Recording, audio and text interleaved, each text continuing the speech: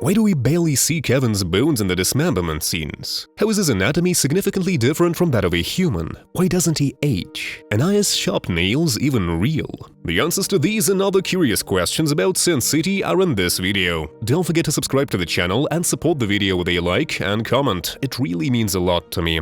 Kevin is still the most mysterious character in Sin City. He moves so silently, as if he weighs several times less than he seems to. His face looks like that of a mannequin, devoid of any expression, and his nails like sharpened claws. He attacks without a sound and kills quickly, showing neither fear nor pleasure. The only thing that brings him joy is your terror. Your screams. I've already released a video about Kevin from Sin City. In it, we answered the fundamental questions about this character. What exactly is he? Why does he kill his victims? Why does he do it in such a specific way, slowly eating parts of their bodies while they're still alive? What actually counts as food for him? What crucial detail is hidden in his death scenes? And more. That video turned out quite interesting, and I thank you for the strong support you gave it. I'll leave a link to it at the end of this video. But if you haven't seen it yet, that's okay, because in this video, we'll be analyzing another aspect of Kevin, his anatomical and biological makeup. Yes, Kevin is a supernatural being, but even so, he can be killed. Which means, one way or another, his body functions as a biological system. Sure, one sustained by supernatural energy, but a system nonetheless. And the first biological aspect of Kevin I want to talk about is extremely obvious, but only a few viewers seem to notice it. Kevin doesn't age. He looks about 25 to 30 years old. But if we analyze the story told by his benefactor, Cardinal Rourke, we realize that their age gap isn't all that large, maybe just 10 years or so. Kevin was a child when he first met Rourke, but Rourke himself was still young. He was just a priest, as he says. So Kevin is likely over 50 years old by now. In real life, there are rare cases where a person almost doesn't age. One of the most famous is Brooke Greenberg, a girl from the US who died at age 20 but looked like an infant.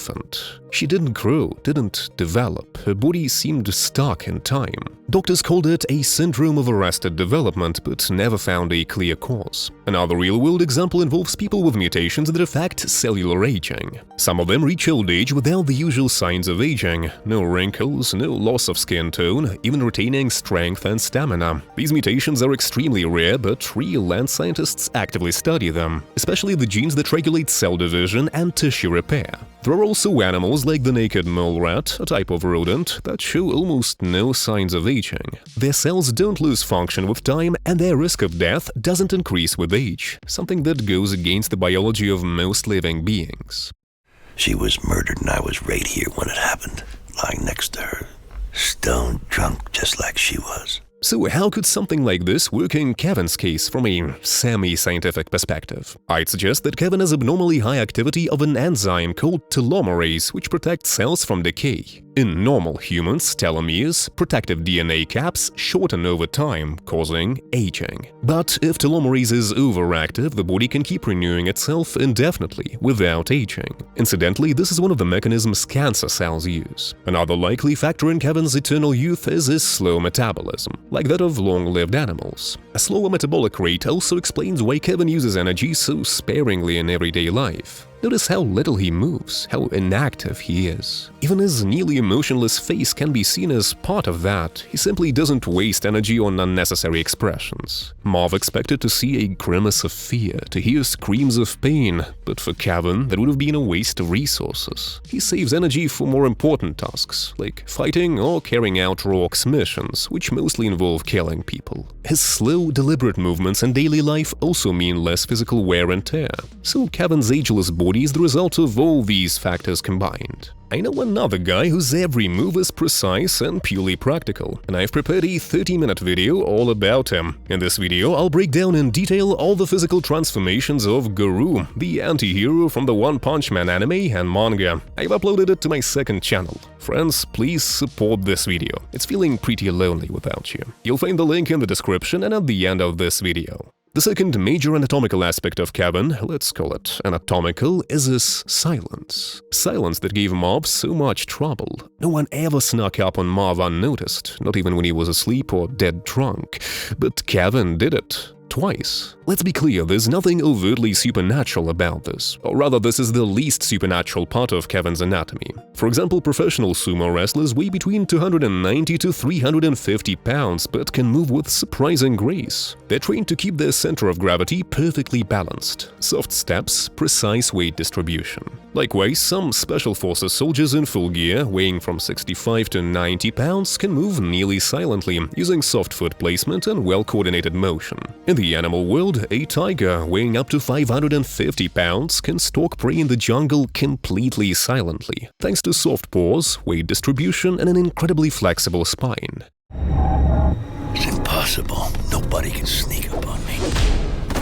In the original material, Kevin looks like a man weighing about 220 pounds, muscular, broad, with a heavy torso, and yet he moves like he weighs nothing. Why? First, he has perfect control over a center of gravity. Again, no wasted movement, only precise, soft steps. He places his foot on the ground smoothly, using his entire leg to absorb the impact. His leg muscles soften the motion. This allows for slow, controlled movement without sudden jolts or vibrations. We might also speculate that Kevin's skeleton is built differently, possibly lighter than average, but we'll get to that in a few minutes. And finally, Kevin doesn't rush. We already said he doesn't fidget or make extra movements. No unnecessary motion whatsoever. Fewer movements mean less noise and more control.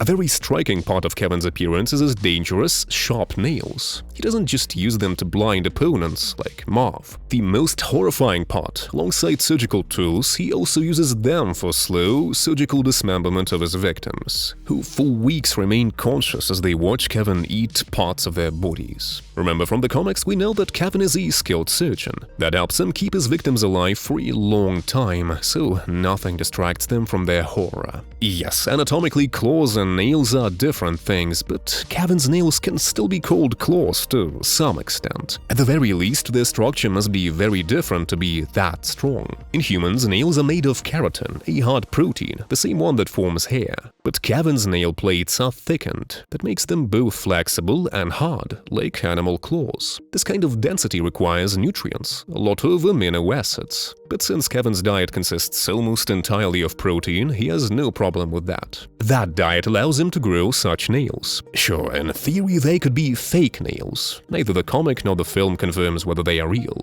But given everything we know about Kevin, I believe they are. Another trademark of Kevin is his animal-like movements. Yes, Kevin moves like a beast, agile, dangerous, instinctive, with great reflexes. Even in the comics, where he is noticeably bulkier than in the movie, his movements don't feel heavy. If we compare his style to animals, we could highlight the fluidity and attacks of cats, the flexibility of snakes, and maybe even the precision of a praying mantis. But clearly, Kevin has the most in common with cats. Come on, you son of a bitch. Damn, he's slick. Kevin jumps from heights of around 20 feet, landing on his feet. No pain, no injury, no disruption to his movement. I once saw statistics saying that falling from a height of 16 feet results in disability in 80% of cases, and in the remaining 20, even death. Even a trained parkour athlete risks serious fractures or injuries from such a fall. In nature, this type of landing is seen in large cats again. Tigers and leopards can leap from heights using their hind legs as shock absorbers. Their bones are strong but flexible, and their muscles act like springs. They also know how to distribute impact across their body, especially through their limbs, shoulders, and spine. Kevin seems to have a similar mechanism. His spine is likely more flexible than that of a normal person. At the moment of landing, it absorbs part of the shock. But even so, no matter how much we compare Kevin to big cats, anatomically he's still not a cat. He's a human. What's my point here? That for a human to land from such a height without injury, he must have an unnaturally reinforced musculoskeletal system. And that's another major difference between Kevin's biology and that of regular humans. His joints, especially the knees and hips, must not only be extremely flexible but also very strong. Their capsules and cartilage are likely thickened and reinforced to withstand extreme stress without damage. The ligaments that stabilize these joints work differently from those of ordinary humans. They restrict movement less and can stabilize the joint even under heavy load. In such moments, the tendons absorb much of the impact, thanks to their exceptional elasticity. As for Kevin's muscles, he most likely has a dominance of fast-twitch muscle fibers, the kind that provide explosive power. Cats have these too. They can sit still for hours, then pounce in an instant and kill. In the movie, his muscles are tightly packed against his bones with no excess bulk. That gives maximum strength with minimal weight. In short, just like a predator, his body is built for the hunt, and this won't be the last comparison between Kevin and cats in this video. And finally, we come to Kevin's skeleton. I saved this part for last. The most famous scenes involving Kevin are, of course, the ones depicting his death, or rather, his execution. When Marv cuts off Kevin's arms and legs and lets Kevin's wolf eat him alive. You may have noticed that in the shots where Kevin is dismembered, we can barely, yes, barely, see any bones inside his mutilated limbs. There are three main reasons for this. First, the visual style of the graphic novel. Frank Miller often shows injuries using a monochrome color scheme, which is even more noticeable in the comic. Second, a kind of realism, let's call it. Human bones aren't solid, they are tubular, especially in the limbs. Inside the bone is marrow and soft tissue, and outside a dense cortical layer, so we wouldn't necessarily see a solid white cross-section. Plus, there's heavy bleeding. It's a dismemberment scene after all. But there's also a third possible reason, and it logically follows from what we've discussed in this video: Kevin's unique anatomical structure. It's possible Kevin has a low level of bone mineralization. Bone mineralization is the process of saturating bone tissue with minerals, mainly calcium and phosphates. This is what makes bones hard, strong, and white in cross-section. But high mineralization also makes bones brittle, like glass. Under stress, they crack or shatter. Well, what do you know? Look who's here.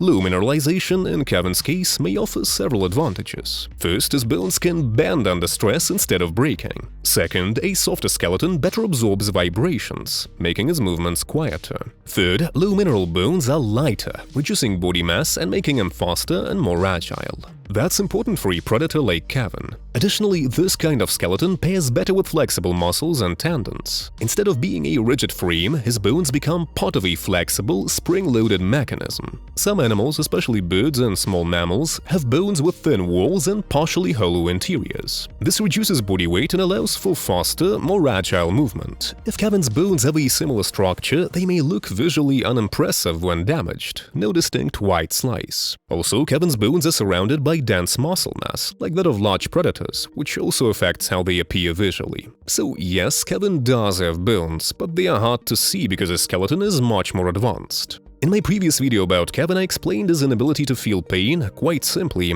he's not human. But today we discussed his biology in more detail. Still, we don't need to stretch our logic too far, because again, this kind of thing exists in nature. Yes, there are animals that feel pain differently or hardly feel it at all for specific biological reasons. For example, naked mole rats, which we already mentioned, lack certain pain receptors in their skin, especially those that detect chemical and inflammatory pain. This is due to mutations in the genes that regulate how pain signals are transmitted to the brain. Marine mammals like dolphins and whales produce natural opioids when injured, internal painkillers that block pain perception. Some animals don't even react to pain behaviorally because their nervous systems process these signals differently or don't prioritize them. Kevin may have something similar. His body might suppress pain signals at the spinal level or not transmit them to the brain at all. In his body, pain is disabled, like a useless function. Why? Because biologically, pain exists to support the instinct of self-preservation. Kevin doesn't need that. I've mentioned a lot of animal comparisons in this video, and not without reason. Biologically and anatomically, Kevin is a beast, a predator. And the most important comparison between Kevin and predators should have been made earlier, but I'll say it now. Yes, we already know that eating human flesh is not Kevin's main goal, but he still eats it, because his body needs biological energy. Kevin consumes almost exclusively protein, human meat. That kind of diet would quickly overload a normal human liver. But Kevin's body is different. He's a predator, and predators have livers that can handle massive protein loads, processing it without harm. His energy doesn't come from carbs. His body synthesizes glucose from amino acids. It's slow but stable, and perfect for a creature that lives mostly in energy-saving mode. All in all, Kevin's story shows us he was never human. That's everything I wanted to share with you about Kevin's biology. If you enjoyed this video, please subscribe to the channel and support it with your activity. See ya!